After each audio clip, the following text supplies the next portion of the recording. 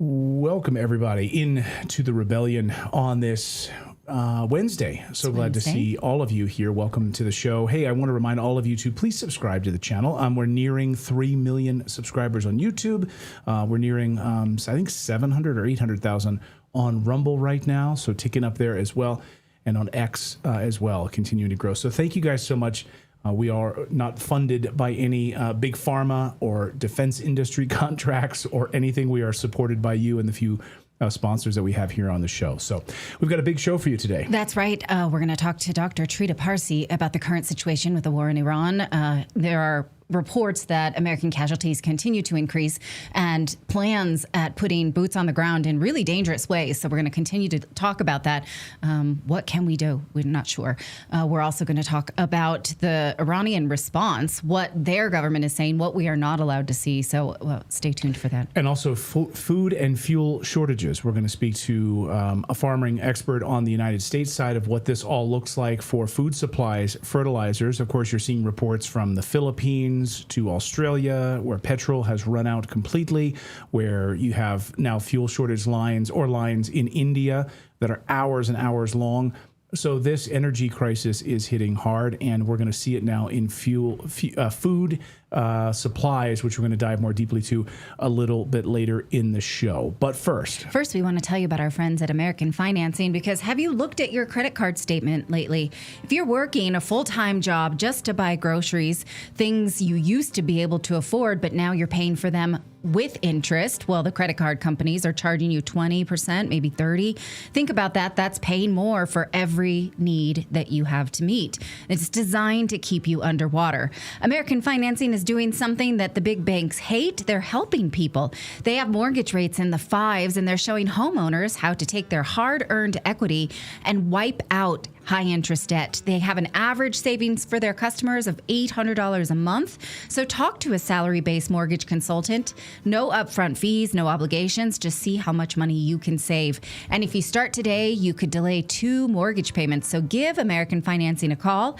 They are America's home for home loans. You can call them 866-890-8434 or go to americanfinancing.net/redacted. And do you have a terrible night's sleep on a regular basis? Well, it's probably your mattress. It could also be, using your cell phone before bedtime. That could be a problem too. But, a lot of people just use crappy mattresses. And that's where Ghost Bed comes in. Because if you used to think a mattress was just furniture until you try a Ghost Bed. Ghost Beds don't build mattresses. They build furniture. They build engineered sleep systems. Their beds are serious health equipment, beds designed for relief and recovery, not looks, not fluff. Your body should be healing while you sleep, not fighting for comfort. So right now, you can try and get 101 nights free if you try it at home. You can just try it for 101 nights. If you don't feel the difference, you can actually send your Ghost Bed back risk-free. Ghost Bed is offering our audience their lowest prices of the season plus an extra 10% off. So go to ghostbed.com/redacted and use the promo code redacted. That's ghostbed.com/redacted and use that promo code redacted. Well, to the latest in the war in Iran now. U.S. soldiers from the U.S. Army's elite 82nd Airborne Division are now on their way to the Middle East, in addition to the 5,000 U.S. Marines headed to the region. And this morning, CENTCOM confirming the numbers that approximately 50,000 troops already there. Of course, we've known that number for quite some time. Even President Biden acknowledged that they were just sitting ducks and it was only a matter of time before they were attacked. Hey, here's an idea. Bring them home so they don't get attacked, Mr. Biden. But no, we're going to keep them there under Trump as well. And now they are cannon fodder. Nancy Mace, Representative Nancy Mace, just left a briefing a short time ago, and she posted this. Just walked out of a House Armed Services briefing on Iran. Let me repeat, I will not support troops on the ground in Iran, even more so after this briefing. So what do you know? We'd like to know that. Congress has not been asked to really support anything. They have approved the war budget. They never voted on the war. So that's nice that you say that. What powers does she have to stop it? Can you actually pass a bill that would limit the U.S. response or the president's war powers ability? That would be nice. But of course, both parties are in lockstep because they are a uniparty. And a lot of people think this is just performative anyway. Representative Nancy Mace, like, what have you really done? Okay. A former CIA officer, though, confirms the U.S. is, this is Mark Polymeropoulos, he says the U.S. is deploying the most elite kill units and kill squads to the Middle East. Watch. Similarly, and if there's some very good open source intelligence sites that we've seen a flow of the special operations commands, kind of lead elements, Army's Delta Force, SEAL Team 6, the Task Force 160, that's the U.S. Special Operations Aviation, 75th Ranger Regiment. They also have been going to the Middle East on C-17s, multiple flights over the last 48 hours. So we're seeing the deployment of what are ground forces. And so I think that's something that, one should take note of, in particular, because in the past, when Trump has done this, whether it's the Venezuela operation with Maduro or the initial kickoff in Iran, when he moves military assets, he actually uses them. And in particular, we also have to remember that the Marine Expeditionary Unit, the one coming from the Pacific, that will be on station by Friday. In the area too. So that's another contingent of Marines. So there are ground forces flowing. So by Friday, of course, this is happening. And a lot of people pointed out, of course, the 5-day delay, like we're talking about peace, 5 days, markets close on Friday night, ground forces arrive. This all unfolds Friday into Saturday. That's when Trump likes to start his wars, is Friday into Saturday. But how many Americans have already died? Iran's IRGC spokesman sent a message saying if the American people actually knew the true number, there would be outrage across the United States of America. And this morning he released another statement saying all American bases in the region have effectively been destroyed and that American soldiers had to run away from these bases and are now hiding in locations adjacent to these locations. And they are basically being hunted down. Watch. بسم الله الرحمن الرحیم. با توجه به اینکه همه پایگاه‌های آمریکا در منطقه از بین رفته است، فرماندهان و سربازان آمریکا فرار و در مخفیگاه‌های خارج از پایگاه‌ها پناه گرفتند و ما به دنبال آنها می‌گردیم. از مردم کشورهای منطقه می‌خواهیم محل اختفای آنها را گزارش کنند و همزمان برای امنیت خود اخراج آمریکایی‌ها را از منطقه خواستار شوند. و من نصر الا من عند الله العزیز الحکیم. Dr. Trita Parsi is the executive vice president of the Quincy Institute for Responsible Statecraft and the author of Losing an Enemy, Obama, Iran, and the Triumph of Diplomacy. Dr. Parsi, welcome to the show. I want to get your response to something Iran had basically issued this morning, according to Iran's press TV, that Tehran has rejected the Trump administration's 15-point proposal to end this conflict, which U.S. and Israel, of course, launched on February 28th. Basically says, no, we're not doing that. These 15 points are just a maximalist approach here. We have our own response. What is your thought on that? First of all, great to be with you guys. And also, my think tank, similar to yours, do not take any defense contractors' money. And it's part of the reason why we've been able to push against wars, whereas most other think tanks in DC tend not to. But as to your question, look, I think that if there is a serious effort to find an off-ramp, not only will it not be based on these 15 points, many of them are complete non-starters, but it would also not be telegraphed publicly. If you actually want to seriously find an off-ramp, it will take place through very serious and sensitive talks behind the scenes with as little of it as possible being leaked to the outside. These kind of things that we're seeing, whether it's coming from the Iranian side or whether it's coming from the US side, this 15 points incidentally was leaked by the Israeli press. Perhaps it was a misinformation sent to the Israelis by the US in order to give the US some cover to actually pursue some serious negotiations, which will not be based on those type of things. So again, I want to make a differentiation. If it is based on these type of points, then it's not a serious negotiation. That in and of itself does not mean necessarily that serious negotiations are not taking place behind the scenes. We would not know about them because that's part of the reason why they're serious. Now, why do you say that? Do you think that our model ally, Israel, has a vested interest in not allowing that? How much do you think they would be a party to these investigations? Because the rumors are that Iran has rejected meeting with Kushner and Witkoff and is requesting J.D. Vance. If we know this, certainly Israel knows this. And so what part would Israel play in such negotiations, do you think, in this hypothetical? I don't think they would play any part in the negotiations. They will play a part in trying to sabotage the negotiations. They have done so in the past. They've been dead set against U.S. negotiations for more than 25 years. And then when negotiations have been successful or been ongoing, they've tried to sabotage it. When they've been successful, they have pushed to undo those deals. Netanyahu is on record taking credit for Trump walking out of the previous Iran nuclear deal. Tulsi Gabbard made it very clear in her testimony, the Israeli objectives with this war are very different from that of the United States. The Israelis want this war to go on as long as possible, to degrade Iran's industrial base, its military, political, and economic capabilities as much as possible, to set them back decades, so that for decades to come, the Iranians will not be able to be a challenge to Israel's designs for domination in the region. In that one, the Israelis want that to be achieved, regardless of the cost to the global economy, to global energy markets, to regional stability, and to Trump's presidency. Those are secondary concerns. Trump's objective here, or at least the objective at this point, I think is quite different. He wants to be able to declare a victory and get out of this war. Now, does he believe that he can declare a victory through a negotiation?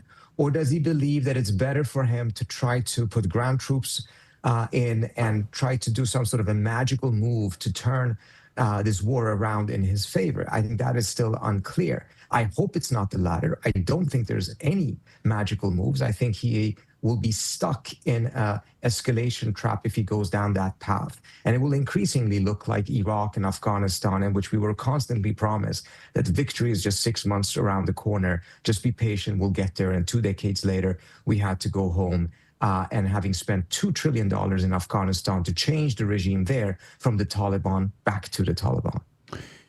So, Dr. Parsi, I want to get your take on this. This is CNN reporting today, mainstream media, CNN. And of course, you know their connections to the deep state and intelligence community. So when they say these types of things, I kind of pay attention to it, especially this guy reporting here. So I want to play this and you take a listen.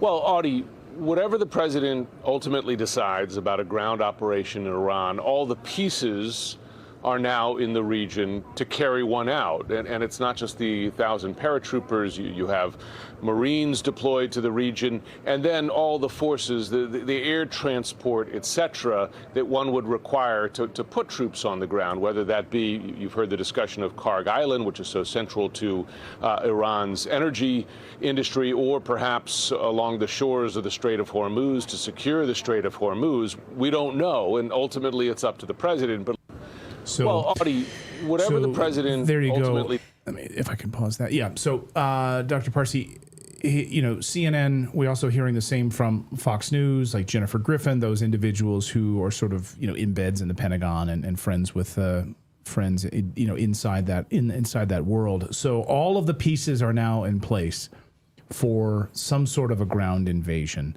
It seems like that this is moving forward. Do you see it that way?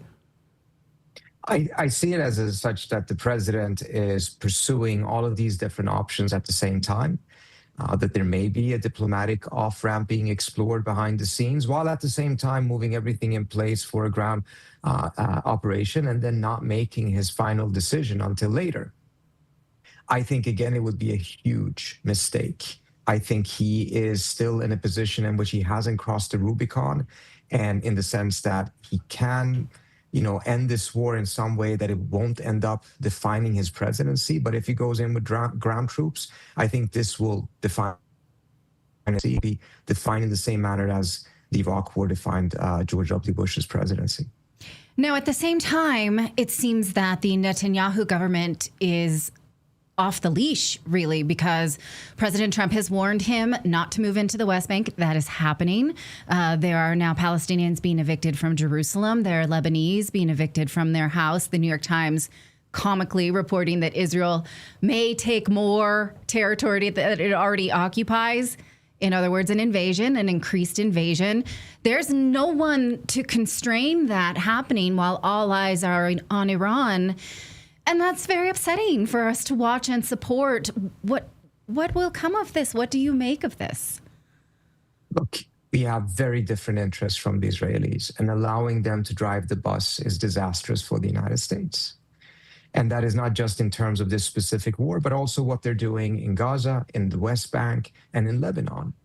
I mean, what are the signal we're sending to everyone else in the region is that when push comes to shove, none of them matter, and Israeli preferences will be the ones that the United States will side with, even if it comes at the expense of the lives of people in these other countries that also are friendly to the United States, whether it comes to their territorial integrity. I mean, the Israelis are annexing more Syrian land. They're now annexing or saying openly that they're going to annex part of Lebanon. This is an expansionist power. And the only reason why it can be expansionist is because we're funding it and defending and protecting it politically and diplomatically when it does so. Without the US's support, none of this would have been possible. And then we have to ask ourselves, if with our support this is being done, is it actually in our interest? Will this lead to a more stable Middle East, the one that the US can bring its troops home from? Or will this bring about a Middle East in which there will be more wars and the US will be dragged into more wars? I think the track record is quite clear right now. We're at another war. We're at another ground war potentially in the Middle East, in a war that, according to Marco Rubio, was started because the Israelis were going to attack, and the US concluded that as a result, the US also has to get into that war. So we essentially, according to that statement, allow the Israelis to decide when the US goes to war. I'll ask in our chat room, because we're live, in our chat room, do you guys think that President Trump has an off-ramp here? And I'll ask you, from the Quincy Institute for Responsible Statecraft, is there any sort of responsible statecraft taking place? I mean, is President Trump, is his back really against a wall at this point? And have the Iranians called President Trump's bluff? I think they have called the bluff on a couple of occasions. I still think that there is a way out of this. There is a pathway in which the U.S. can secure some of its interest, get the Strait of Hormuz open again, perhaps bring back some sort of a conversation on the nuclear front that can lead to a deal, end the wars, get the Iranians to stop attacking GCC countries and Israel, and of course constrain Israel so that it doesn't do those type of attacks either. I think it would absolutely entail some degree of sanctions relief for a variety of reasons. The U.S. has actually already offered it. They already unsanctioned Iranian oil on the water. So Trump has already opened the door to that and even walked through that door. So I don't think, a couple of weeks ago that would have been inconceivable. Now it's already happening. More of that will probably be needed in order to get the Iranians to back off. But even if it will be politically costly, it is worth the price, because the alternative is to see this war not only continue, but to escalate into a ground war. And then something will happen that has not happened quite yet, which is, yes, oil prices are up, gas prices are up, grocery prices are up. But what we haven't seen quite yet is a very large number of American troops coming home in coffins. That will happen if there is a ground invasion. Right. Or how much of this, we've spoken to sources on our show who literally worked inside Afghanistan, putting pieces of American soldiers' bodies into coffins. And the CIA worked right side by side with them to keep those numbers completely silent from the American people. So how accurate do you think the numbers that we're seeing out of the Middle East? I mean, Iran, they said yesterday, if the American people knew how many Americans were actually hurt or killed, there'd be outrage across the United States. Do you think that are they full of crap? They said at some point that they've killed 500 Americans. I've seen no evidence for it. But, and I don't know to what extent the U.S. government can keep deaths away from the public. Perhaps they can. What I do know, though, is that very early on in the war, according to sources in government, they classified the number of injured. And they did so because they were very large numbers. I don't know if the numbers they're coming out with now are accurate. I am surprised that reporters are not asking about this more often, particularly mindful of the fact that the administration didn't say anything about it for the first week, and that they classified it within 24 hours after the war started. Wow. And as I was told by a government source, this is only done when the numbers are so high that they're politically problematic. I just got chills. Yeah. That I hadn't heard that. Thank you for reporting that. And you just made some news with that. To classify those numbers, the American people have a right to know how many Americans are being killed and wounded in a war that we didn't agree to and that Congress didn't approve. An illegal war. Started. Yeah. And now we started. Sorry, I'm just so angry about this. Now we got the word yesterday they're raising the enlistment age and rolling back marijuana restrictions so that, hey, if you got a marijuana violation, that's A-okay. It's okay. You can increase the age now. So well, I think it also speaks to the fact that enrollment has been down for years because the United States has never apologized for using human lives to start wars based on lies. And even the enrollment boost that happened when Trump took office because Pete Hegseth went and did this whole we're not woke anymore, we're strong now, we're cool now. Those soldiers are presumably not ready for a conflict like this. And so, what do you know about the United States military's readiness for a prolonged conflict in the Middle East like this? I think those are all great questions, and you're absolutely right. There's been no accountability whatsoever for the previous wars, and that's why part of the reason why it still is possible for us to drag ourselves into unnecessary wars again. Once you have that accountability, it's going to be a completely different incentive structure for politicians to drag young Americans into war unnecessarily. But when it comes to the specific question of, are we that ready? Look, I think it's quite clear that we were not ready for what we are in right now. Trump told regional leaders this war would only take 4 days, 100 hours. Right. Yeah. He believed that this war would end within that time frame, particularly after Khamenei was killed, the supreme leader, because either the Iranians would capitulate or their entire system would implode. None of those things were even close to being plausible. In fact, the U.S. intelligence services also argued against that before and afterwards. But he only went in with one plan, a plan A, had no readiness for plan B. That's why we're seeing this scrambling of things. I mean, if we were thinking about a ground troops, that should have been done while he was amassing all of those naval forces into the Indian Ocean. But that wasn't done then because, again, the belief was this is just going to be a very quick variation of Venezuela, but far more glorious than what Venezuela was. And there was no readiness for any other scenario. And part of this, by the way, is not because the U.S. intelligence services believed this. It's because that's what the Israelis were telling the president. And they knew very well that if they could convince Trump that this was easy, that's how they could convince him to do something that he otherwise has said he would never do, start a war, do regime change. But if it's easy and it's almost guaranteed success, then it's too tempting to say no to. Well, that was his exact terminology when reports leaked that his top advisors were warning him that this is a war we could not win. He went on Truth Social and said, this is fake news. This is not true. My generals are saying that the war would be easily won. He said it in the days before. Exactly. And so it's clear that he believed that, which is incredibly hubris and incredibly upsetting given the cost to the American people, to people in the Middle East, to Israelis as well. This is not good for them in the long term. So you can tell I'm upset about it. And look at the reporting in January and end of December. Because of the riots and the protests in Iran, there was this constant reporting asking the question, is Tehran on the brink of collapse? Is this regime about to fall? And that was part of, intentionally or not, but it became part of the picture that convinced Trump, this is going to be so easy. I'm going to be a hero. I'm going to be the president that finally gets rid of this regime or gets them to surrender to the US.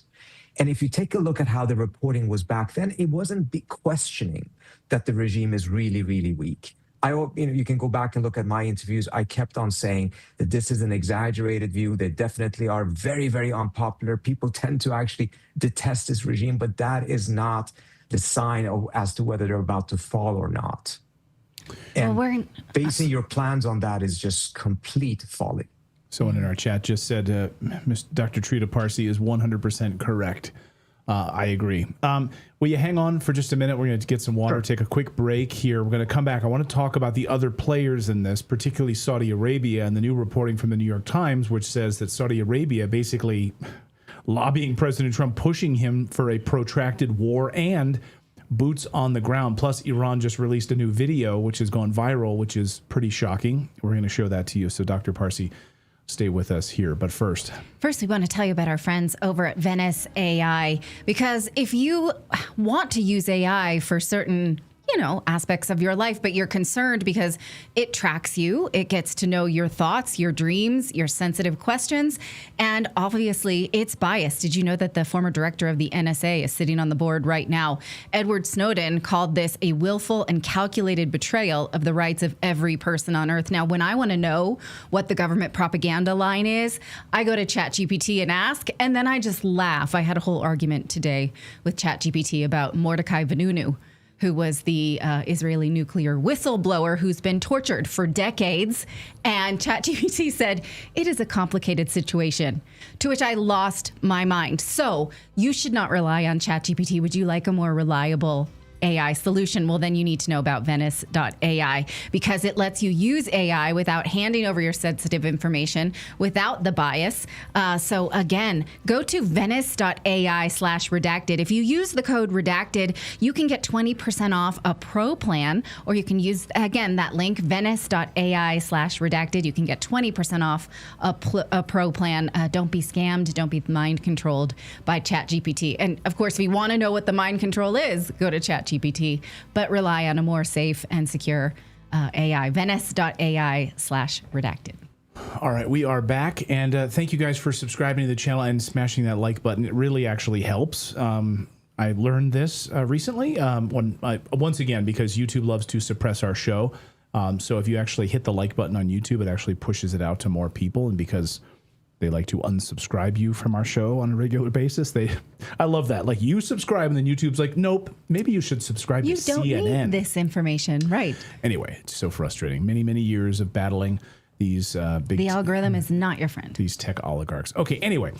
Well, everyone knows the Israeli government desperately wants the U.S. to keep fighting this war in Iran, but few people are actually paying attention to the other players who want this war. We are back with Dr. Atrita Parsi from the Quincy Institute for Responsible Statecraft. And Dr. Parsi, according to a new reporting from the New York Times, Saudi Arabia's Crown Prince Mohammed bin Salman has been pushing Donald Trump to keep this conflict going in Iran.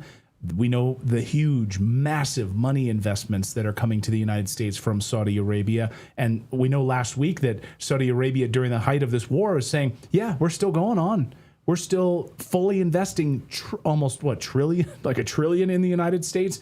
So that's all on. Hey, but could you also do this for me, which is keep this war in Iran going? Oh, and by the way, put boots on the ground, according to this report from the New York Times, just to get your sense of, we've been focused so much on Israel, but there's so many other players that want this war protracted. What do you say?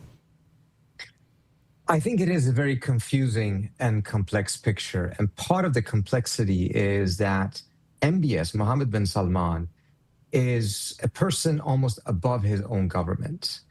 I've seen evidence that the Saudi foreign ministry was pushing back against this war. But I've also heard from people with very good knowledge of this because of their conversations with top people in the government here in the United States, that MBS himself was privately lobbying in favor of this war, directly to Trump. Now, whether all of these other things then are also true, that they're pushing for ground troops, etc., I don't know. I think the Saudis are likely in a position in which they're worried that the manner that this war will end is one in which they will deal with an emboldened Iran and an America that finally has concluded after this war, let's really never do it again. I know we said we would never do it again before, but let's be serious about never doing this again in the Middle East. Well, this will put the Saudis in a tough position. Would they at the same time want a major escalation? I think that would be extremely foolish. They don't have much water. Their desalination plants are much more important to them than the ones the Iranians have. I'm not saying that the Iranians are flush with water, but they don't have the same vulnerability there. And the Iranians have indicated that they will take out the Israeli as well as the GCC desalination plants if there's a ground invasion or if these countries actively enter the war. The one country that I think is very close to actively entering the war is the UAE. Saudi, I'm not sure if they're there yet, but quite a lot of contradictory information about where they actually stand on this. Well, I'm wondering about the preservation of the petrodollar, because you probably know that the establishment of the petrodollar happened in the 1970s illegally because the U.S. and Saudi Arabia had promised OPEC not to do this. And then a drunken delegation from the United States showed up in Saudi Arabia and did it anyway. And because oil is traded in the petrodollar, it benefits both Saudi Arabia and the United States. Now, Iran is saying, we're not going to allow this through the Strait of Hormuz. So now we will trade outside of the petrodollar. That will hurt Saudi Arabia economically. So, well, how does that factor in to this desire to weaken Iran and preserve this? I want to say, I guess illegal is not really a word that's relevant in international law, but this perversion of a currency. Yeah. So I think it's one part of the picture. And the larger picture is that this war could have ended up in a disastrous way for the Saudis by having Iran completely collapse, becoming a failed state. 90 million people, if 20% of them were to end up becoming refugees, that's 18 million people that would have fled that country. Most of them would try to go to neighboring countries or to Europe. Just as a point of comparison, about 25% of the Syrian population ended up fleeing the country as a result of the civil war over there and the collapse of that state. If the same thing were happen with the same type of a percentages, we would talk about a huge number of people. Moreover, there would be secessionist movements, other things that would be very destabilizing to Saudi Arabia. But then there was also this other extreme that probably folks did not take into account, which was, what if the Iranians don't lose the war? They don't necessarily win the war, but they come out of this war with more leverage than they did going in. And that is where we are right now. And I think that is a scenario that the Saudis are not happy about, particularly not mindful of the fact that the Iranians have hit them several times. Not as hard as they've hit other states in the GCC, but nevertheless. And all of that coming together, I think, makes it quite plausible that the Saudis don't want this war to end in a manner that leaves the Iranians stronger and angrier than they were before. But whether there is actually a path for them to achieve something different at this point, I find unlikely and unconvincing. But that doesn't mean that that is not what they're trying to achieve. But so you don't see the binding of Saudi's wealth to American wealth because they sell oil in dollars and recycle those dollars into U.S. debt. I mean, how would that devastate the region, or are they wealthy enough to withstand that impact? I have to be honest, it's a bit outside of my area of expertise to be able to, give you a good answer to that question. Okay, fair enough. It's just something that I'm wondering in terms of why Saudi Arabia has not stepped up, in fact, to, help Palestinians to stand up to the American government. It seems to me there's a financial incentive not to. That I do agree with. The extent to which it is tied to the petrodollar, that's the area I can't give you a good answer. Gotcha. Yeah, fair enough. Can I ask you, though, about the Iranians' response that they will attack the UAE, other partners, Bahrain? This was, of course, passed over the past 24 hours. And take the coastline areas. Again, talk about desalination plants. And so this would be absolutely devastating. In your estimation, talking to your sources on the Hill, do you see the Iranians with that capacity at this point? Because we get the one-sided story from Fox News, CNN, really the MAGA media, which is sort of fully in the tank for this thing. But what is the real truth here about Iran's capacity to maybe take the coastlines of the UAE and Bahrain, et cetera? So I think their capacity to take out several of the key states in these regions. And remember, these are essentially city-states. These are not, countries in the same way you would have in Europe, and you would have plenty of different cities. These are city-states in a country. And if you have the capacity through missiles to take out a lot of those critical infrastructures in those cities, you can destroy those countries effectively. The necessity of taking it by land, I don't quite understand why they would go in that direction and whether they actually could do it and why it would be necessary. But they absolutely have the ability of really inflicting existential damage onto both Bahrain as well as Abu Dhabi, Dubai, and some of the other cities in the Emirates that exist over there. And I think we should be very careful about dismissing those threats, because the previous threats that they have issued were not taken seriously, and they did act on them. And that's part of the reason why we're in this situation. And the reason why I think they're singling out Emirates and Bahrain is because those are the two countries that have signed the Abraham Accord and become much closer to Israel. Emirates is the country that is the closest to entering into the war. And the common joke in the region right now is that Bahrain is governed by the UAE through WhatsApp.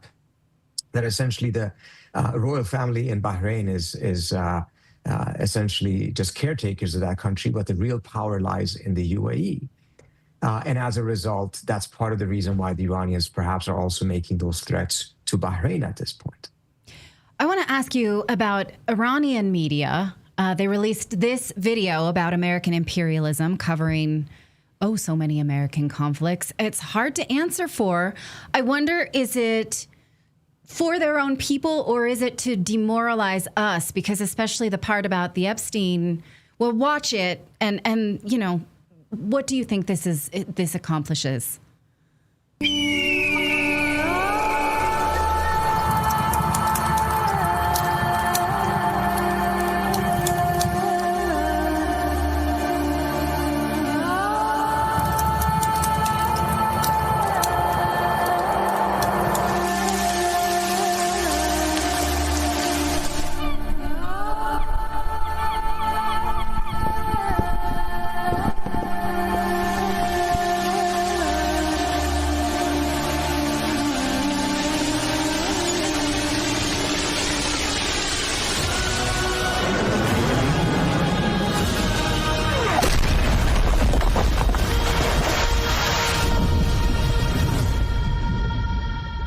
So that says one vengeance for all. And for people who are listening to the audio version of this video, it's gone viral now. It's been seen millions of times around the world when Iran released it today.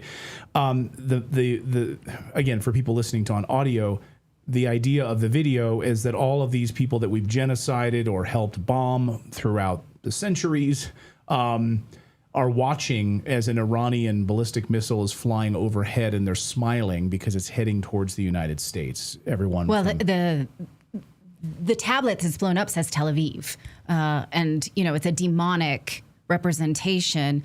It's hard to watch because, yeah, we feel awful about most of those things. Who is this for? Look, one of the things that has come out of this war is to see how. Trying to find the right word here, how clever the Iranians have been in the propaganda war with the type of videos and messages that they have sent. And you're asking the critical question, who is the audience? If you go back and take a look at particularly the op-eds and the tweets by the Iranian foreign minister, it is very clear that they have a much better idea of what the political pulse is in the United States, where the winds are blowing in the United States, than we do on what on earth is happening in Iran. So they know very well that the overwhelming majority of Americans have turned very strongly against war, particularly in the younger generation. They know very well that the younger generation has dramatically turned against Israel, both on the left and the right. They know very well that Epstein is a very sore point, even for people who are strong supporters of Trump. And they've been pushing those buttons throughout all of this, before the war and even more so now during the war. It's all part of the war effort. And I think the calculation behind these things is both to bolster their position. At the end of that video, it said a vengeance for all, essentially saying that the Iranians are doing the vengeance for all of these other people that in this video are presented as victims of the United States or Israel. I mean, especially the Epstein piece. I mean, they even put an Epstein Island in there, and there's a little girl on Epstein Island. The architecture of it, yeah. I mean, we have to be careful because, you know, we hate all of those things that they have just shown. But, you know, we have to be careful to think that Iran would be our savior. Like, that's, you know, that's terrifying. And the propaganda is strong. So we have to put ourselves on guard. Definitely. And I think we should be on guard in general right now, because in a war, there is propaganda coming from all different directions. There's misinformation coming from all kinds of directions. And the truth is, as they say, the first victim in a war. But this, I think, is very much geared towards bolstering the opposition of the war inside the United States amongst Trump's own base. Whether it's successful in that regard, I don't know. Because as you said, just because a lot of people are very much opposed to the U.S. going into these unnecessary wars again, does not mean in any way, shape, or form that they're going to take Iran's side in all of this. Right. And it seems like their messaging coming from Iran, as one of our chat room people has so rightly put it, it's just reinforcing our already deep hatred of this war. Like it's vastly unpopular across the United States. So what these memes that Iran is releasing, these Lego memes and other things, is just reinforcing how much we already hate it. Which is useful. It's useful, I'm going to say, to both sides. Well, I just want to get you out of here, Dr. Parsi, on this. You mentioned truths. There's a lot of misinformation. If you had to name 2 truths that you see unequivocally right now, I was going to push you on 3, but I don't want to take up too much of your time. 2 truths that you see in this war unequivocally right now, what would they be? I think the first truth is that we have to go back and recognize how much we were lied to about the efficiency of Iran's missiles during the June war and prior to that. We were constantly told that, oh, the Iranians took a huge beating in June, and et cetera, et cetera. And undoubtedly, they took a lot of hits. But we knew that Israel has military censorship and does not allow for there to be any reporting about the hits that they're taking. And even though we knew that, the media did not report that. If you go right now and you see if CNN goes to Tehran, they're forced to say that whatever reporting they're doing there is with the permission of the government. That's true. It's fair that you mention it. But you don't mention it where you're in Israel, and which it's very clear you can only film where the military censorship allows you to film. Even when it comes to, the damage done, the casualties, et cetera, that's based on official figures that do not include where the missiles hit military facilities. One of the worst things that happened during the June war was that because the foreign media were only allowed to see non-military places that had been receiving missiles, whether they were targeted or not, they reported the Iranians are only targeting civilian targets, even though they knew that the censorship doesn't allow them to see the rest. So I think that's one of those things. We were lied to about the efficiency of the Iranian missiles, and as a result, it became easier to go to war with a country which we were told is much weaker than it is. Right. And go ahead, sorry. Yeah. And the second undeniable truth is we have to really come to terms with the fact that the U.S.'s interest and Israel's interest in this war, and also before, and in my view, for quite some time, has been diverging. And we have to make a real decision. Are we going to be America first in the sense of not being against other countries, but like any other country, have to pursue our policy based on what is our national interest, rather than, essentially letting other countries' preferences or interests take equal or even greater weight? We have to stop that, not just with Israel, but with other countries as well. But in the Middle East, when we have done that with Israel, which is almost always, it has oftentimes led us getting dragged into wars. Dr. Trita Parsi, we really appreciate your thoughtful responses. Thank you so much for having me. Really educated and thoughtful responses. Great to have you. Thank you so much. We'd love to have you back. Absolutely. Thanks, anytime. Thank you. Thanks, Doctor. Great to see you. All right. He was fantastic. Yeah, a very measured voice. You can tell I get hysterical, and he's like, here is the measured response. I cannot not be hysterical about this. But I think his truths are spot on, right? This idea that, we totally destroyed their missile capacity, and also the nuclear, their lack of nuclear ambition, and their lack of nuclear weapon ambition. That's also an undeniable truth in all of this, but nevertheless. Yeah, the thing is, we didn't buy it. We didn't buy it then, the first time they said it. Yes. So how the hell are they going to use that as a justification to do it again? Right. You know what I mean? Right. Yeah. Yeah, it's crazy. Let us know your thoughts on this. Thank you for subscribing. And I just want to point out that when he says the 12-day war last year was more devastating than we were told, we reported that. We were on that one. So stick here with redacted. We were not fooled. That's true. Yeah. Again, and I think one of the other things that he said, said was shocking is that they classified the number of American casualties within 24 hours. Yeah. So why are we being lied to about those numbers? We should demand answers from our representatives in Congress. Like, why is no one asking the Pentagon these questions? Why? Because they're all access journalists and embedded with these people, not asking tough questions at all. All right, coming up on the show, we're going to talk about the food and fuel shortages, but specifically on food today because it's all intertwined. And how will this hit the American shelves? How is it already hitting shelves around the world, not just in America? Let us know in the comments here in your super chats. Are you seeing food shortages in your grocery stores, wherever you are? I saw some people who are watching us live right now from Australia. If you're in the UK and other places, please let us know. We're going to talk about all of that. But first, I want to tell you about our friends over at Shopify, because, starting something new isn't just hard. It can be terrifying. So much work goes into this thing. You're not entirely sure, will it work out? Now, I've been sort of like an entrepreneurial person since I was a kid. I think I always loved creating things. So back in the day, if I was going to start a website, I didn't have the power of Shopify back in the day. I had an idea and I was going to launch something. Now Shopify makes it so easy. Even my son last summer with his buddy had idea to make summer water guns at the pool. And he said, you know what, let's start a business. And they started putting everything together. And we told them about Shopify, and they started designing the whole website on Shopify. And they started getting these water guns and everything. And it was a great entrepreneurial lesson for them, that the hardest part wasn't the website. It was how am I going to find water guns, right? The easiest part now with Shopify is you can create a whole storefront that way. That's how this works. And that's how Shopify allows you to do this. Shopify is the commerce platform behind millions of businesses around the world and 10% of all e-commerce in the United States. From household names like ours, our Redacted store is built on Shopify. See it right there? It's all very easy. They have 24/7 customer support. Shopify helps you find your customers with easy-to-run email and social media campaigns and tackle all those important tasks in one place, from inventory to payments to analytics, all of it right there. I use their Shop app all the time. I mean, it's I couldn't believe their Shop app is fantastic. You order something from a store that's built on Shopify, suddenly you get a notification that it's being delivered. You get a FedEx notification it's being delivered. I ordered some stuff from Van Man the other day, one of our other sponsors of our show, and I ordered some new beef tallow, and boom, I got a notification.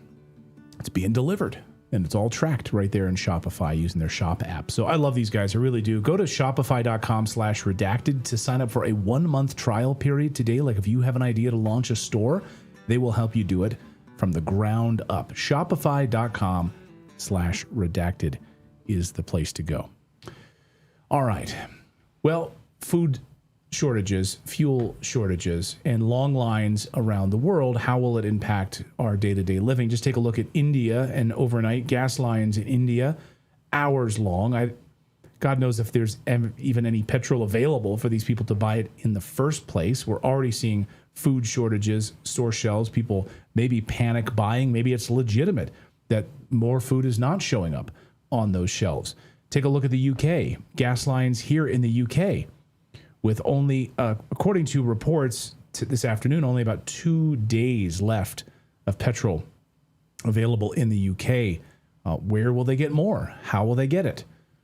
And you have Australia, and Australia is really being hurt hard right now. Of course, we talked about the fuel shortages there, but one farmer has gone a bit viral in Australia for talking about how devastating, and how he's trying to really paint a picture. This clip is 8 minutes. I'm just going to show you a few seconds of it. You can seek it out on your own, but just want to set the tone of what he's sort of complaining about the politicians in the capital, about how bad things are about to get. Just listen a few seconds of this.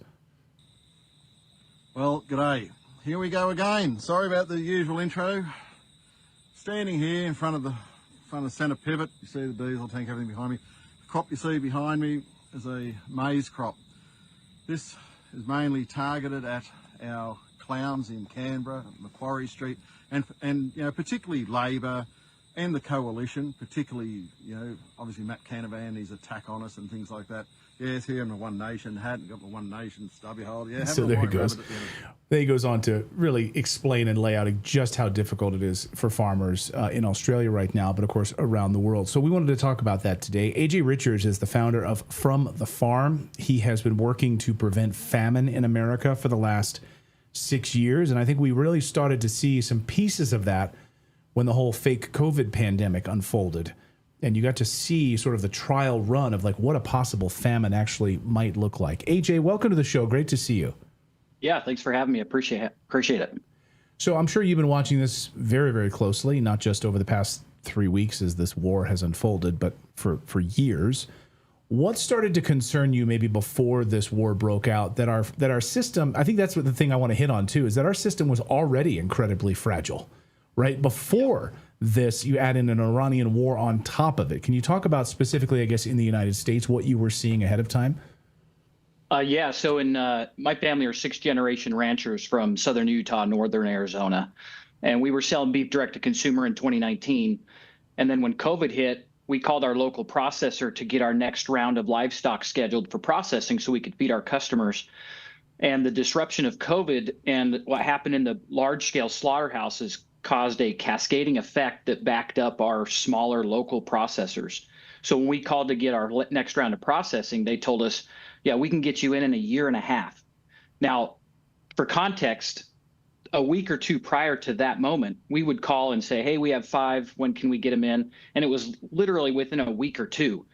And so when COVID hit and disrupted the entire supply chain, it became very clear that our supply chain has become so degraded that most of us don't even know this is happening. Ultimately, we had to shut down that business because we couldn't get consistent processing to feed the customers that we were already serving. So that was sort of the first big, aha moment that we're in trouble. Ranchers and farmers have been screaming about this across the country for a long time, but we didn't really start seeing the effects of that until COVID hit, and it just became really clear we've got some real work to do in this country to get us back on track. What are the mechanisms that broke down? What do you think, where were the failure points? Yeah, there's a few. And first of all, the large-scale corporate-owned slaughterhouses, 4 companies control 85% of the meat we consume, and there's roughly 30 slaughterhouses that process 80% of the meat we consume in our entire nation. So they're processing around 6,000 plus head of livestock a day. So when COVID hit and those folks couldn't come to work and process, they weren't doing the processing. And our system is built so efficiently for just-in-time delivery that if you're processing 6,000 head of cattle today, you've got 6,000 more coming tomorrow and the next day and the next day and so on. Well, when that jam started, you had this backup in the finishing lots all the way down, finishing lots where they fatten the cattle and get them ready for processing. You had that cascading effect all the way down to folks that were ready to deliver.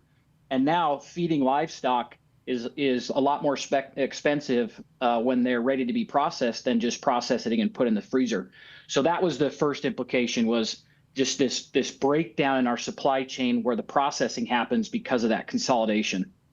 Then a year later, folks remember sometime around 2021, they started limiting the meat you could buy again. And that time it was because JBS got hacked and had an $11 million ransom they had to pay, but they were locked out of their system for, I think it was like a week or something like that. And so they couldn't process again for an entire week across, their supply chain. And so that was continuing to cause problems for our system. Even today, there's parts of our country where the small processors are backed up 6-9 months. Even today, 6 years post-COVID. That's insane. Here's a super chat from the Bob, Go Madmen. He says, the oil strain is happening at the same time California's refineries are going offline. The West Coast is going to be rough. Obviously, you're on the western part of the country right now. Do you agree with that? Yeah. I mean, if this keeps going, everything in this country, there's no such thing as local anymore, at least on a scale that matters, right? So everything we do depends on trucking. It's been pretty well known for many folks that pay attention to this that in any given town or city, your grocery stores have 3 days of food. That's without panic buying. And so if the trucks aren't coming in because they can't get fuel, or even if they can get fuel for, prioritizing those systems, the cost for that is going to increase the cost of the goods they're hauling. And then that goes all the way downstream to manufacturing new tractors or any other aspect that's necessary. All of those parts and pieces and things that we're moving around using fuel, they're going to cost more because it costs more to get it there. I hate to be, I am a conspiracy theorist, but that just means I'm a 6-month spoiler alert kind of guy. A friend of the show, David Icke, has been saying you need to step back from what's happening in Iran. You need to see the larger picture here, which is they're intentionally doing this, that intentional scarcity, so they can, as you pointed out, during COVID, prevent us from eating meat, right? Mm-hmm. Move us to like an all-electric future, reduce our dependency on farms, take away this land, consolidate the consolidation control. Is he wrong or is he right? Yeah, he's got a lot of really valid points there. We did see all of that happening and still perpetuating today through different organizations. Like in the West, one of the big things we're dealing with is the loss of grazing land for our cow-calf ranchers. That means those particular ranchers have mama cows that have the babies, and that feeds into the downstream pipeline. But public land grazing, which is like your Bureau of Land Management from the Department of Interior or your Forest Service from USDA, state trust land, these kinds of things, ranchers have a lease on those to raise their cows. But you get these environmental ENGOs that come in and they cause havoc, and they'll sue and settle to reduce the number of livestock that a rancher can produce on those lands. In the 1935 before the 1935 before the Taylor Grazing Act, we had 18 million what they call AUMs, animal units a month. That means a mama cow and a baby cow is considered one AUM. So in 1935 we had 18 million in the West. Today we have 8 million because the ranchers are being squeezed at every turn. That's our food supply.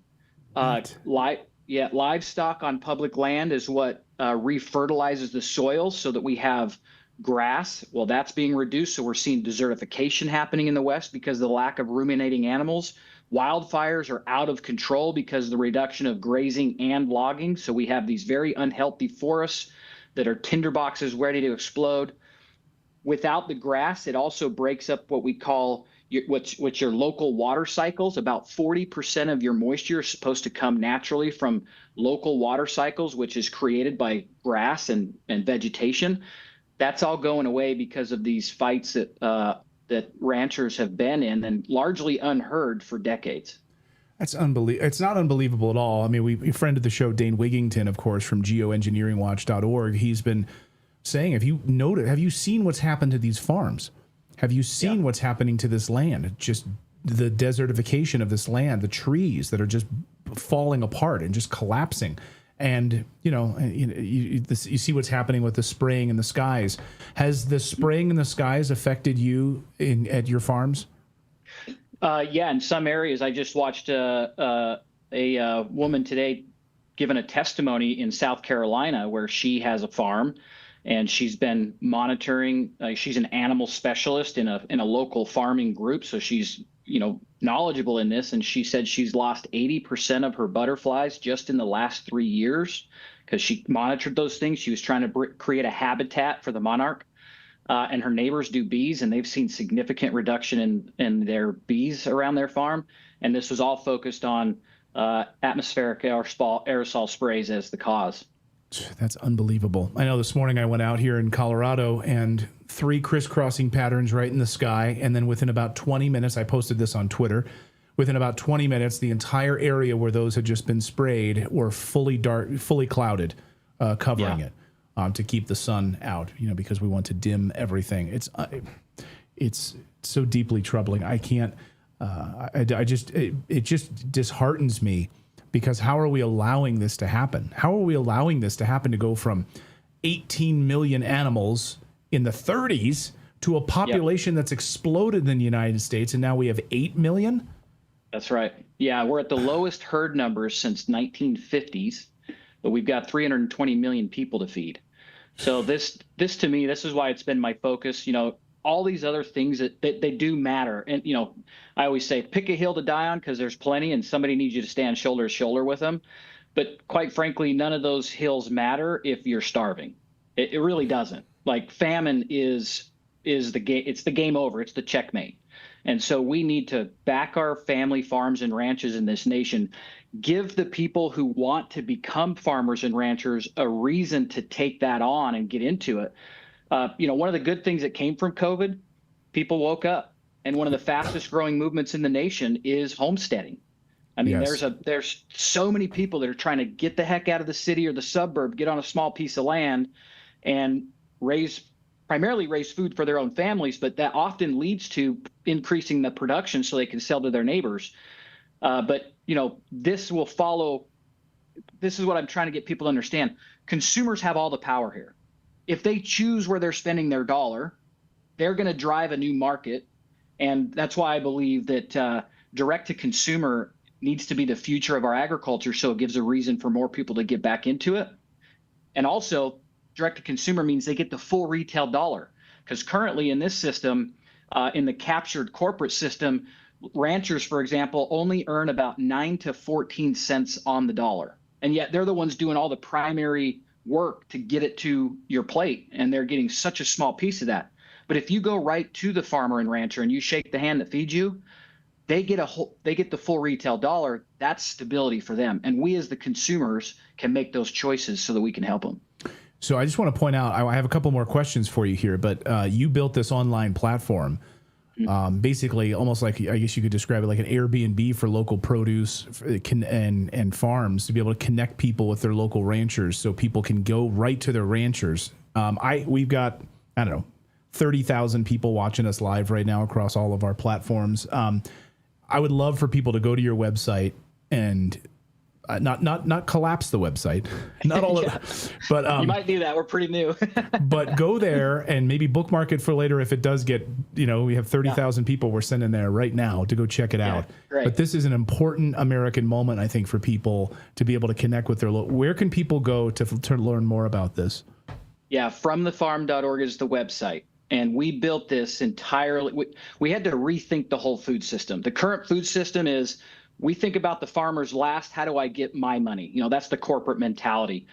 And so we had to go into something. If we're going to create something new that works, you've got to just blow up the old system and rethink it. So the farmers on our platform, we have a little over 100 producers across 37 states spread throughout the nation, but they keep 100% of the retail dollar. We have built a model where we don't take any of that. And our goal, like you mentioned, is if we can become sort of the Airbnb of local food, that takes the marketing off the back of the producer. It takes so much of those other middle components, because you got to keep in mind, this direct-to-consumer market doesn't make it easier for them. It actually puts more burden on them to pick and pack and ship and do all those things and do customer service. But when they keep that full retail dollar, there are so many families that are making that decision to go that route. So consumers also need to learn what it looks like to actually buy from a farmer and rancher. It was only a generation and a half ago that if I said, how would you like your side of beef cut? A family could answer that question. Now it's a 1-hour conversation with a rancher to know what comes with a side of beef, because we've become so segmented. So yeah, fromthefarm.org is designed to make sure the farmers and ranchers get 100% of that retail dollar so that we can keep them around. And again, we have to go from the 1.8 million farms we have today back up. We have to start increasing that. We hope to see 3 million farms in the next 5 to 10 years would be amazing. But that's going to take time, and the good news is there's so many people that woke up, and that's the lifestyle they want to get back to. They may have had everybody had a grandparent or a great grandparent that was growing and producing food, and so some are feeling called to do that, and we need to create an environment that makes that easier. So a local platform, a platform that can help you connect locally, is phenomenal. We also built this, full transparency, I built this because I know God called me to do it.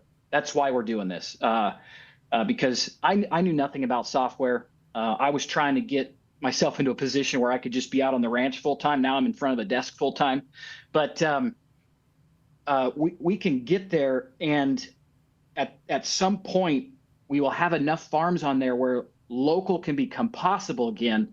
And then with disruptions like the fuel costs, they become less impactful. Now we're nowhere near that.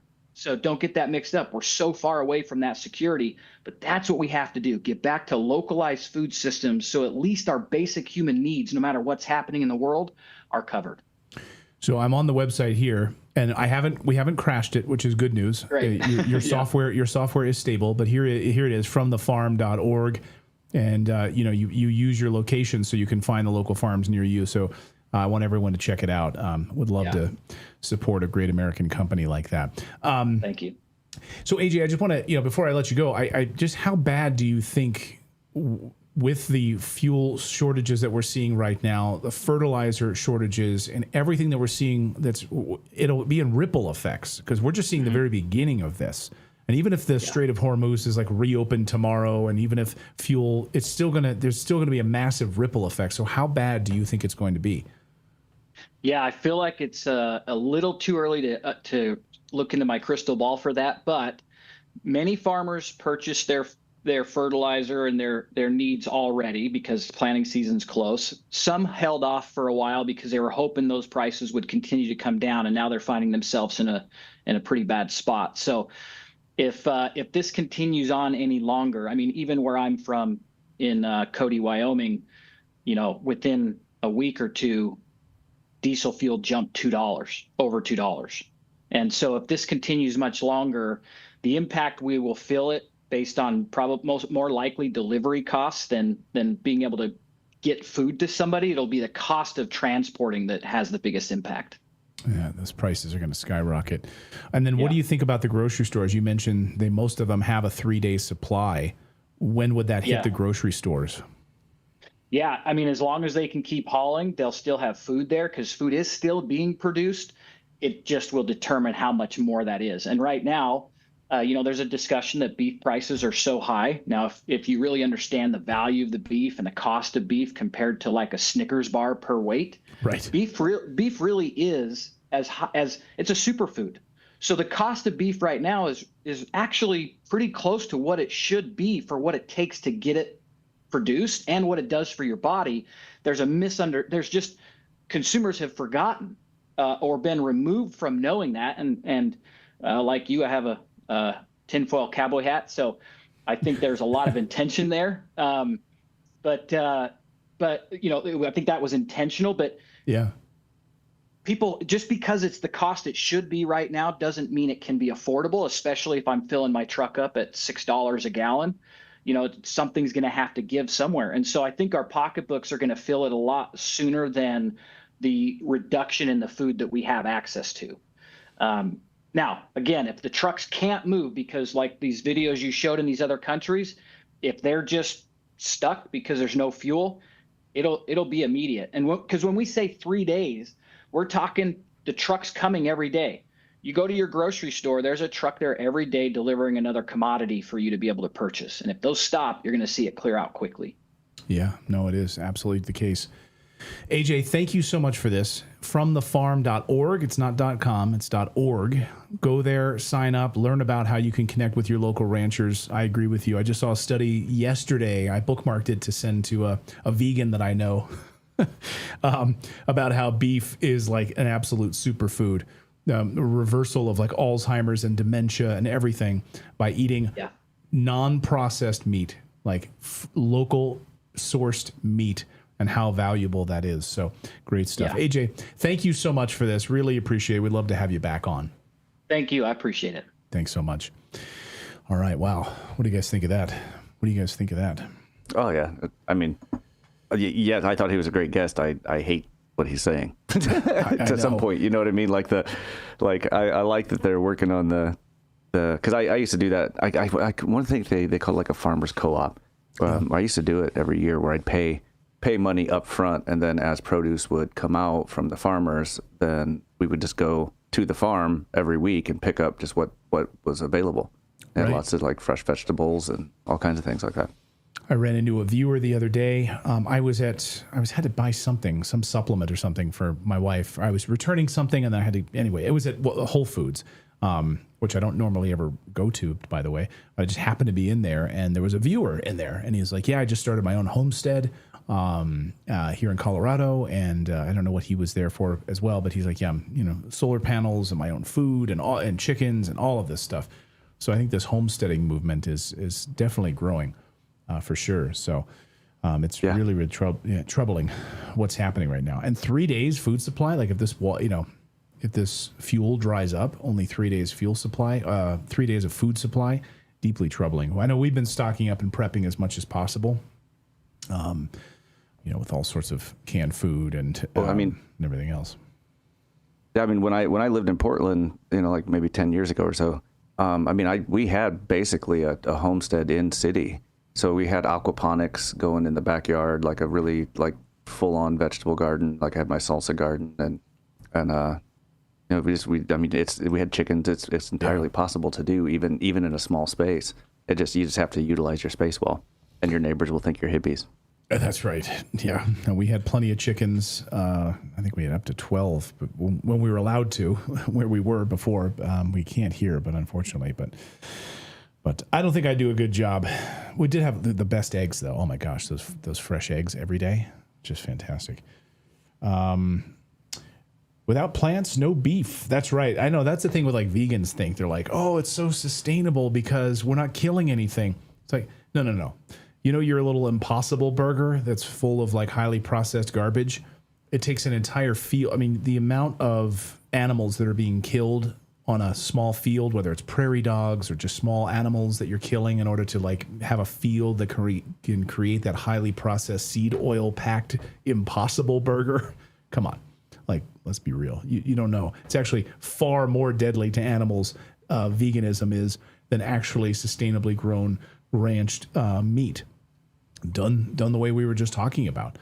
There's a whole story arc in the show Yellowstone where this activist from California shows up in the ranch and she learns the way of the ranch, and he's like, we've been doing this for hundreds of years with these animals. Look at how we understand this ecosystem, and you just want to come in and throw it all out because you think you're San Francisco veganism is better for it. It's not, but all the marketing behind it, and even the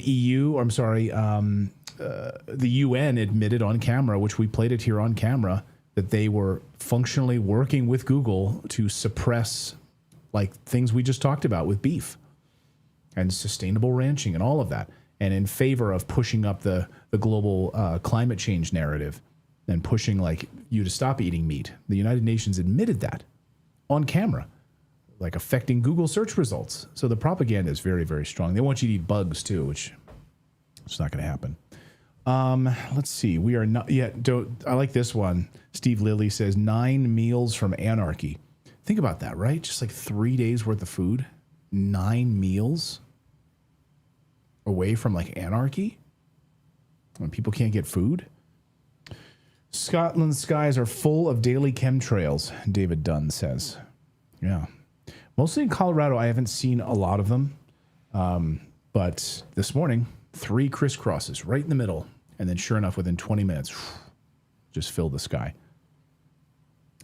So I want to take some more of your super chats and any other comments here in a second. But first, are you one of those people that actually likes your own money and doesn't like throwing it down the toilet? Well, unfortunately, traditional big wireless carriers love your money and they love taking your money.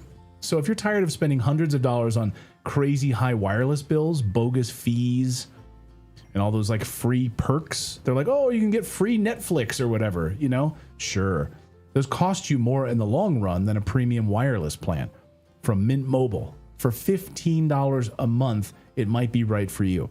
Now, we set up Mint Mobile here in the house, and it's been fantastic. Absolutely fantastic. The coverage has been great, and you can actually check right on their website to see what their coverage and with a device checker right in your own neighborhood to see hey, if I'm on my kitchen, am I going to have coverage? You can check that right on their website.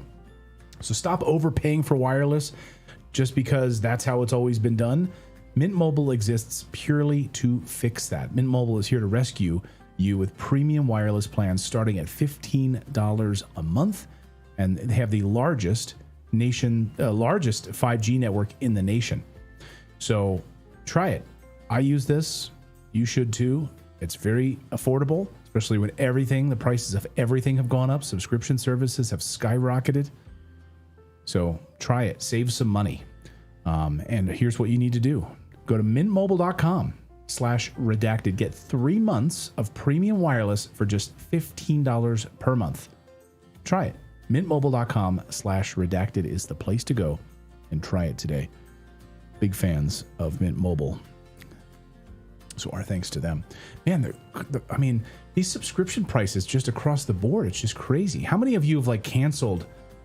Fortunately, you're watching our show is free on this show right now that you're watching is free. I mean, you have to pay for your internet and stuff and cell service, but we don't charge you.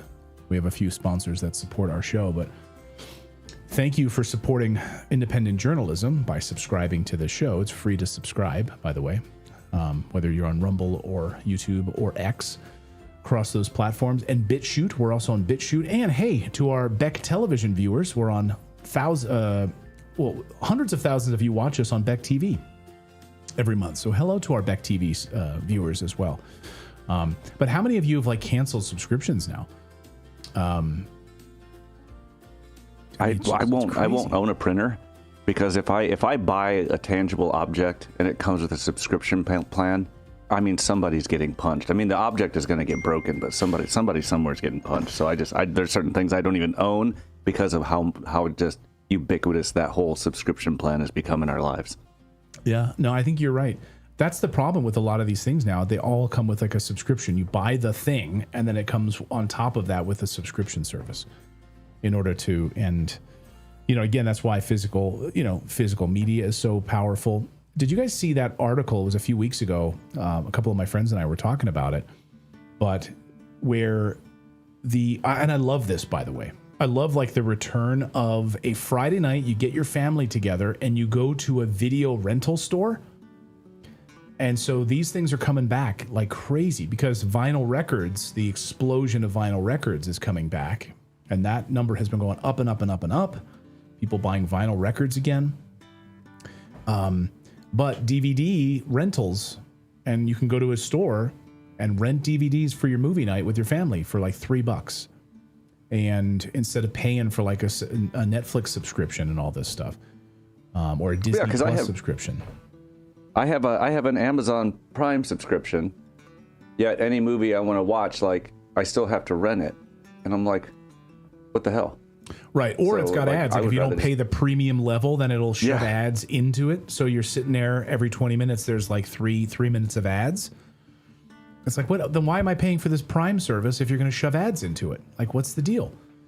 You know, like our show is free, and we have like 4 sponsors a show that support independent journalism, and you know they support what we do here. So, but no, there was an article in the Los Angeles Times like a week ago or 2 weeks ago about the rise of rental stores again, that millennials and Gen Z are sick and tired of like all these subscriptions.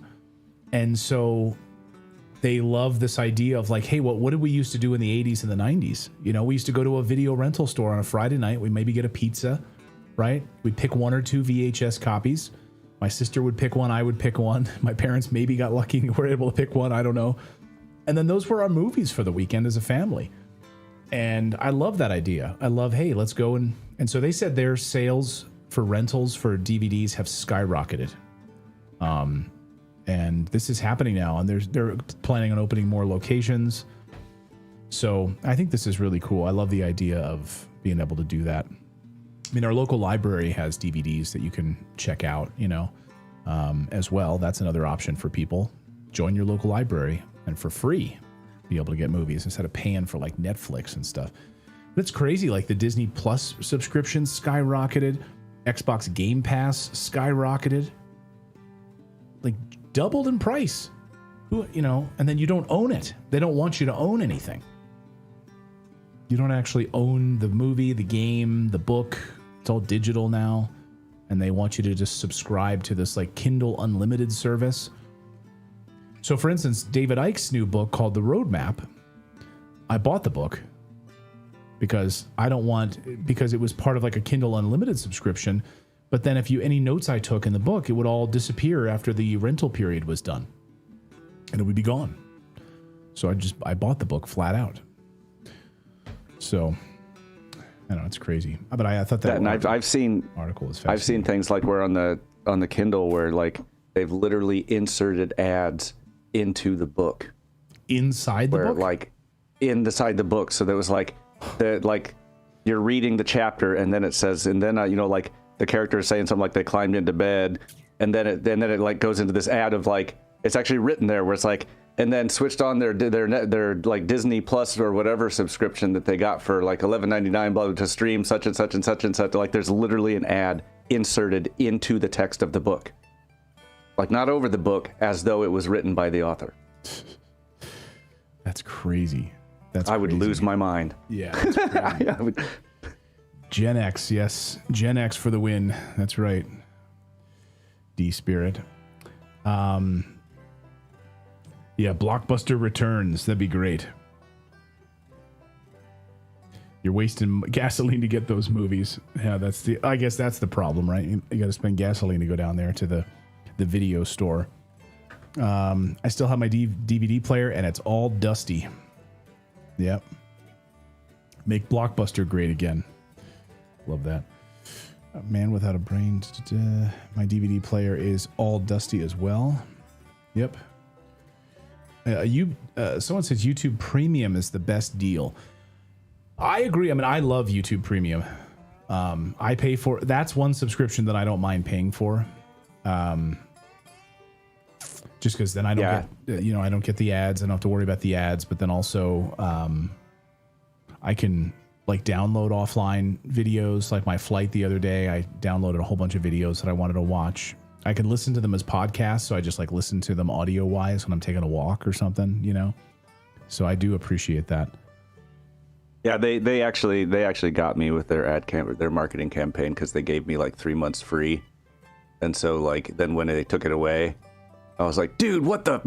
Yeah. So I actually signed up for it right away because I was like, oh man, I forgot like just how awful this is without it. So yeah, they did. I did succumb to their marketing pressure. What are some of the things you like about it? But the ads, obviously. But what are some of the things you like about it? Mostly just the ads. Yeah. The one thing I didn't like about it was because like they have movies on there you can watch. So I like started to watch a movie one night and I was like, I've seen this before, so I didn't finish it. And then for the next like month, every time I would open up YouTube, that movie would be down in the little corner in the pip saying, hey, you should finish this movie. I'm like, I don't want to. Other than that, like it's just the ads. That's worth it for me. Yeah. That and you can play like double speed and all kind of stuff. And there's like a sleep timer. Like if you want to listen to something while you're falling asleep or whatever, you can do that. It's hidden in the settings menu. They need to surface some of that stuff more, but yeah. Napster and Kazaa. Oh my God. You remember Kazaa? So I was always a guy that, like I never pirated stuff. So I missed that whole world. Like I liked actually owning CDs, and so, and then when iTunes came out where you could actually buy them digitally, then I would do it that way. But I remember like I had friends who were a little bit younger. They really got fully into Napster and Kazaa and all that stuff. No comment from me. Yeah. Yeah. Now, if you make it affordable and easy to access, then people will typically buy it. But if you jack up the prices and you make it harder for people to do it, then, that's where Napster comes back in. Pirating comes back in. Truest Patriot says, the only ads I watch are the ones where the hosts do it themselves on the show. Thank you. I appreciate that. Because just so you know, like behind the scenes, like we couldn't do this show without the few sponsors that we have here, honestly, the costs to do this show and to pay our team and to keep the lights on here and our servers and all of that stuff, like we don't have Fox News money. I'll tell you that much. So we don't have, we don't have Israeli backers or Saudi backers or anything like that, or defense contractors or big pharma. Like you see like the Daily Wire and they've got like hundreds of employees. You're like, where'd they get that money from? It's very interesting. So we don't have that. We're supported by our few sponsors. I do the very same thing though. I always watch the actual live reads. Yeah, I do too. All right. Any other super chats come in here? I just want to be respectful of people's time and get out of here on time. See it here. 9 meals from Anarcha. We had that. Someone was saying, well, it wouldn't even be 9. It'd be like 1 meal a day. You could spread that over a week till Anarchy hits.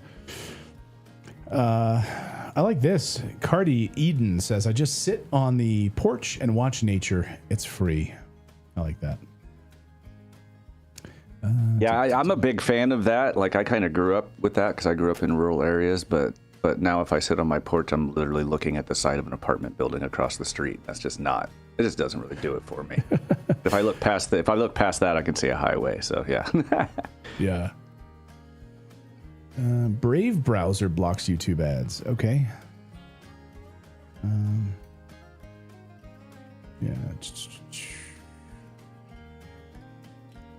I'd rather Hollywood go bankrupt than paying for that stuff. Yeah.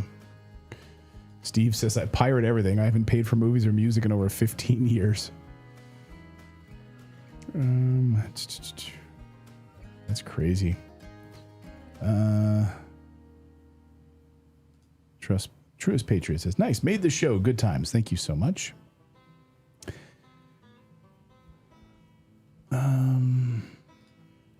Thank you so much. I appreciate that. Clayton, your show is one of the best. I appreciate that. Well, we don't have an agenda here on this show. We are vehemently anti-war. That is our strictest agenda. And we all are only seeking the truth. So if the truth makes us uncomfortable and kind of challenges our worldview about something, then so be it. I don't really care. It's just the way it is. That's the way the cookie crumbles. So, and it's incredibly healthy for you to be challenged. Yes. If you can't make a good argument as to why you feel the way you do about something, then you really need to rethink why you feel that way about it. I love that. Yes. Yeah, that's true. And, I just did an interview today. It'll air in a few days, but it really challenged my worldview. And I thought, okay, I've been doing something for a long time a certain way. Maybe I've been fearful or whatever, but I really need to step back once again and really analyze things and look at it more deeply, for my family and otherwise. So, that's what I'm going to do. So you need to be challenged. Get soft in life, right? We're here to face challenges and grow, I think, as humans. Well, thank you guys so much for subscribing to the channel. We do have a daily newsletter, and we're expanding our newsletter. I'm very excited about that. It's been a work in progress, and hopefully you'll see the fruits of that very, very soon. If you go to redacted.inc, you can sign up for it. It's very easy to do. It's not .com, it's redacted.inc. Click on the newsletter icon at the top of the screen in the URL bar there, and just sign up. Just add your email. You'll receive a welcome email. You have to click that you want to receive the email in that welcome email. If you don't, it'll go to your spam folder and you'll never get the newsletter. So we get a lot of people that say, hey, I signed up, but I never got the newsletter. That's because we will send you a welcome email and you need to confirm so that way we avoid spam and all that stuff. It helps us with spam filters and all that. So make sure that you confirm the email. Redacted.inc, and then tomorrow morning you'll receive the newsletter first thing in the morning. So thanks, everyone. And Mari sent in a $5 super chat. Thank you. Says, you guys are the best. Thank you, Mari Knows. I appreciate you. Appreciate all of you for watching today. Thank you for making us one of the largest independent media platforms in the world. Really appreciate that. And thank you for allowing us to stay independent and bring you the news every day. We'll be back here tomorrow at 4 p.m. Eastern Time. Have a great night, everybody.